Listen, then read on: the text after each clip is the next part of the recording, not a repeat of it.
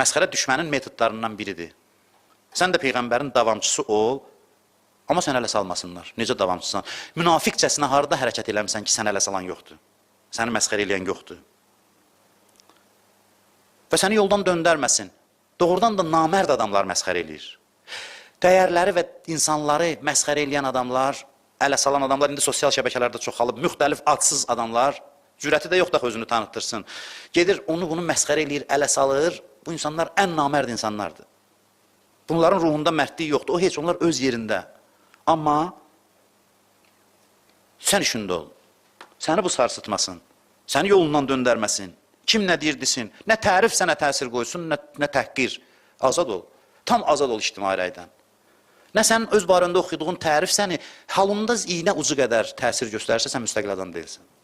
Və yaxud da səni təhqir eləyir, halında iynənin ucu qədər təsir göstərirsə sənin yolunda, sən müstəqil adam deyilsən, azad adam deyilsən.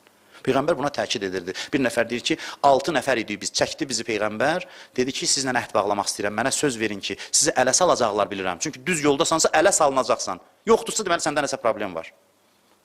Deməli, sən ələ salınmaq qorxusundan dinini dəyişmirsən, ona görə sən ələ salan yoxdur.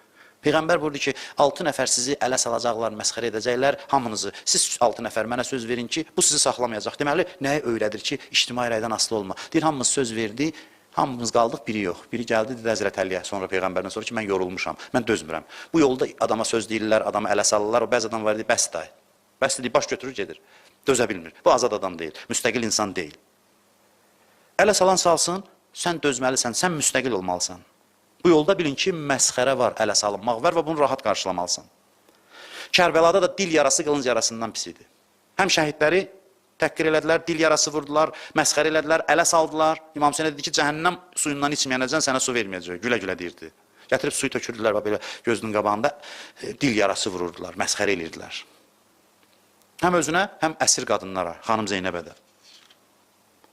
Ən çox dil yarası onlara təsir eləyirdi, amma dağ kimi dayanmışdı. Həzrət Zeynəb ona görə elə əzəmətlidir. Və qiyamətdə dəyər verəcəklər. Deyəcəklər, bu məsxərəyə baxmayaraq dözdü, dayandı, axıra qədər dayandı. Bizim mövzumuz çox mühümdür, çox mühüm. Dindarlığın əsasıdır. Dindarlıq budur.